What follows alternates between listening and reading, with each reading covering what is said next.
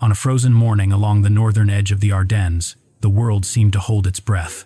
The fog clung low over Elsenborn Ridge, muting every sound except the distant groan of armored engines pushing west. To the American infantry dug into the hard winter earth, that silence felt like a question, one that asked who would still be standing when the day ended. They didn't know it yet, but the ridge beneath their boots was the last solid anchor on the northern flank of the Allied line. If it fell, the road to Liège and Antwerp would open like a wound, and the men advancing toward them, SS Panzer troops hardened by years of war, believed momentum and surprise were on their side. But buried deep inside the American fire direction tents was something the Germans could neither see nor imagine. A small wooden tool, barely the length of a soldier's hand, that would turn every grid square on the map into a place of sudden, devastating danger. How did a simple piece of wood and plastic become the invisible edge that broke the German assault before it ever reached the crest of Elsenborn Ridge? That story begins in the cold, just before the guns spoke. The opening moves began long before the fog settled over the ridge. Hitler's final gamble, what the world would remember as the Battle of the Bulge, was built on a single, daring premise. If German armor could punch through the Ardennes, seize the high ground at Elsenborn Ridge, and rip open the northern flank, the road to Liège and Antwerp would lie exposed. The goal was not merely a tactical victory. It was a strategic upheaval meant to fracture the Allied line and buy Germany time it no longer had. To achieve this, more than 200,000 German troops and 1,000 armored vehicles surged westward, driving toward a front defended at first by men who were never meant to face such an assault. The 99th Infantry Division, newly arrived and spread thin across a 22-mile sector, had been assigned to what senior commanders believed was a quiet portion of the line. Rugged forest, poor roads, winter weather, American planners thought these would make large-scale attacks impossible. They were wrong. At 5:30 on December 16th, the horizon erupted. German heavy artillery, Nebelwerfer rocket barrages, and mobile guns thundered across a 50-mile front. The bombardment lasted 90 minutes, shaking the frozen earth and shredding tree lines. Soldiers later recalled that the sky itself seemed to split, yet the casualties were fewer than expected. The foxholes the Americans had carved into the hard soil, deep, reinforced, and built with care, saved lives even as the psychological shock rippled through every unit on the line. When the shelling paused, the real test began. Waves of German infantry pressed forward the 12th Volksgrenadier Division, supported by the 12th SS Panzer Division Hitlerjugend, advancing toward the Loschheim Gap and the twin villages of Krinkelt and Rocherath. These green American troops were supposed to crumble under the weight of such a blow. Instead, they held. Young lieutenants and NCOs made calm, instinctive decisions. Machine gun crews shifted fields of fire with precision. Small squads clung stubbornly to stone farmhouses and forest edges. In places, the fighting bordered on the impossible, nowhere more so than at Lanzerath Ridge, where an 18-man reconnaissance platoon delayed an entire German parachute regiment for nearly 12 hours. That single stand threw off the timetable of Kampfgruppe Piper, the spearhead of the 1st SS Panzer Division, and bought the Americans hours they desperately needed. But even courage has limits. By December 17th, the pressure was beginning to crush the line. Units were bending, gaps were forming. The 99th Division's positions were at risk of collapse. It was then that Major General Walter M. Robertson of the 2nd Infantry Division made a decision that would shape the coming battle. The twin villages would be used as a delaying shield, a place to conduct a fighting withdrawal that allowed both divisions to regroup on better ground. That ground was Elsenborn Ridge, high, defensible, and already home to an expanding network of American artillery positions. It would become the anchor point for the most concentrated use of U.S. firepower in the European theater. And as the battered troops fell back toward the ridge, the stage was set for a new kind of battle, one where timing, not just fire, would decide the outcome.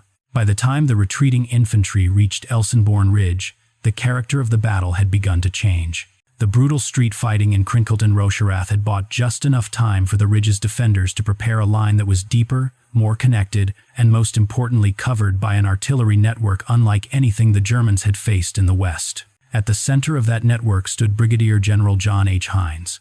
Every gun under his control, 348 pieces from the 1st, 2nd, 9th, and 99th Divisions, reinforced by heavy corps artillery, had been surveyed, registered, and tied into a web of telephones and radios. Forward observers from multiple divisions were patched directly into his command post, Any movement on the approaches to the ridge could be reported and engaged in minutes. But the true edge was not the number of guns. It was the speed at which they could act. Traditional artillery doctrine demanded sequence. One battery fired. Observers adjusted. Another battery followed. The process rooted in World War I worked, but it was slow. By the time the second battery fired, German infantry had already dispersed. Their doctrine taught them to scatter within 15 seconds of the first incoming rounds. Against sequential fire, that instinct saved lives. Against what the Americans were preparing, it meant nothing. Inside the cramped fire direction tents, the tabular firing tables that had slowed calculations for decades sat unused. In their place was a deceptively simple wooden instrument, the Graphical Firing Table born from Captain Abbott Burns's frustration with 76 pages of numerical data. It looked like a carpenter's tool, barely 10 inches long. Yet in trained hands, it transformed the impossible into the routine. Calculations that once took 5 minutes now took 20 seconds. Elevation, drift correction, fuse settings, charges, everything could be aligned, read, and transmitted before a German platoon could finish crossing an open field. And because every battery now worked from the same rhythm, something new became possible. Time on target. TOT demanded precision. Guns at different distances had different flight times. Batteries closer to the target fired later. Those farther away fired earlier. All rounds had to arrive within a 3-second window. Before the Graphical Firing Table, coordinating this across multiple battalions was mathematically unrealistic in combat. On Elsenborn Ridge, it became standard practice. December 19th proved the concept.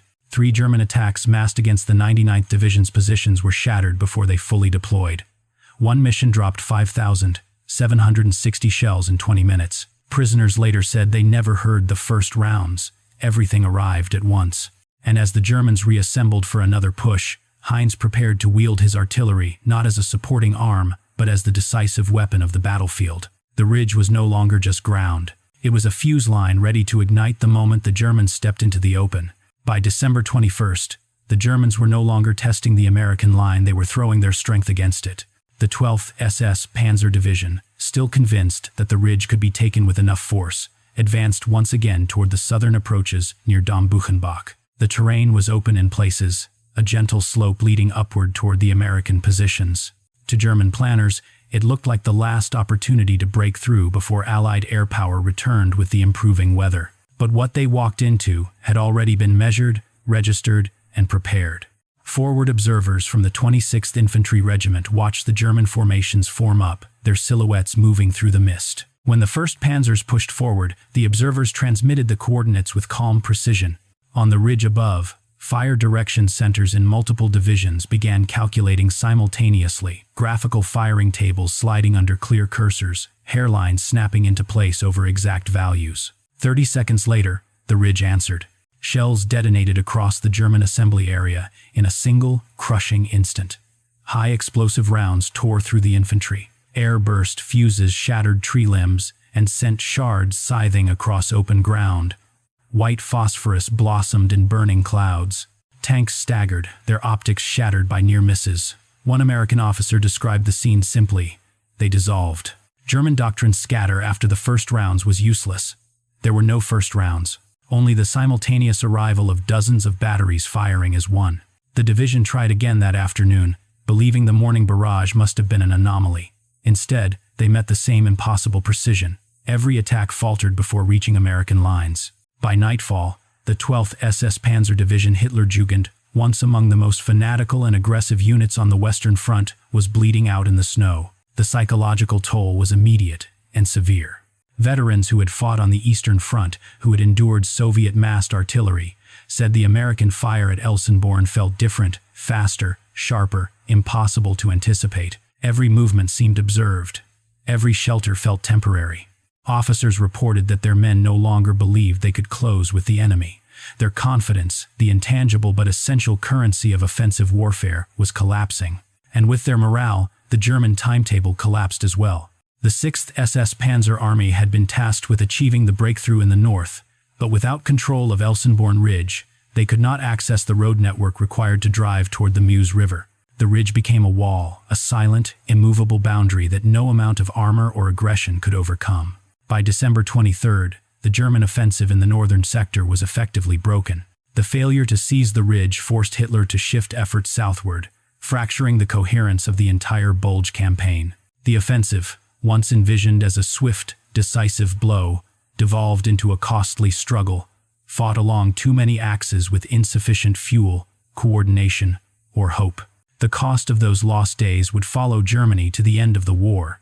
To the American commanders on the ridge, the success of their artillery was not an accident. It was the culmination of a doctrine built on flexibility, speed, and trust in decentralized decision-making. Unlike their German counterparts, who relied on rigid pre-planned fire maps and sequential barrages, American fire direction centers treated artillery as a shared resource. A forward observer from the 99th Infantry Division could request fire from the 1st, 2nd, or even corps-level guns without navigating layers of hierarchy. What mattered was the target, not the patch on the observer's shoulder. This philosophy, sometimes called general support artillery, gave American units a responsiveness unmatched on either front. A single threat could draw fire from dozens of batteries. A developing breakthrough could be crushed before it matured. Mobility reinforced this advantage. U.S. batteries displaced, reoccupied, and were ready to fire far faster than German units still moving equipment by horse or struggling through bottlenecked roads. Other armies took note. Soviet artillery, unmatched in sheer volume, lacked the agility that shaped Elsenborn. Once a Soviet fire plan was set, it was difficult to redirect. Their strength was mass, not precision. British artillery, though highly professional, rarely matched the American tempo in coordinating multiple battalions under sudden battlefield conditions. For Germany, the disparity was devastating. Captured officers studied American positions and equipment, puzzled by the speed with which fire missions were executed. Radios were standard, plotting boards were familiar. Nothing seemed extraordinary until scholars decades later discovered that the Germans never understood the significance of the graphical firing table. To them, American speed looked like a mystery. To the Americans, it was simply the result of clear doctrine and a 10-inch tool that removed minutes from every calculation. The strategic implications were profound. Elsenborn Ridge demonstrated that firepower alone was not the deciding factor, coordination was. Speed of calculation dictated speed of response, and speed of response created tactical dominance. The lesson resonated across military institutions worldwide in the years after the war. Control the tempo, and you control the battlefield. In the United States, that principle became a cornerstone of post-war doctrine. From early digital fire control to GPS-guided munitions, every innovation traced its lineage back to the insight proven in the snow of the Ardennes that a few seconds saved in a fire direction tent could shape the outcome of an entire campaign. When the snow finally settled over Elsenborn Ridge, no banners flew, no grand speeches marked the moment. There was only the steady silence that follows a battle survived, but not forgotten. To the men who had fought there, the ridge was not a symbol, it was a memory etched in cold wind, frozen earth, and the unmistakable thunder of American artillery arriving exactly when it was needed. History would later shine its spotlight elsewhere. Bastogne, with its encircled paratroopers and famous reply of "nuts," captured the imagination of generations. Elsenborn Ridge, by contrast, offered no easy myth. It was a battle of calculations in canvas tents, of forward observers hunched over radios, of gun crews working by feel through numb hands and sleepless nights. It was a victory rooted not in spectacle, but in precision, and that is precisely why it mattered more.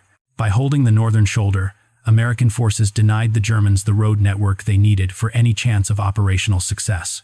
They preserved the integrity of the Allied front, they bought the time necessary for counterattacks to form, and they proved conclusively that in modern war, the ability to coordinate firepower is as decisive as the firepower itself.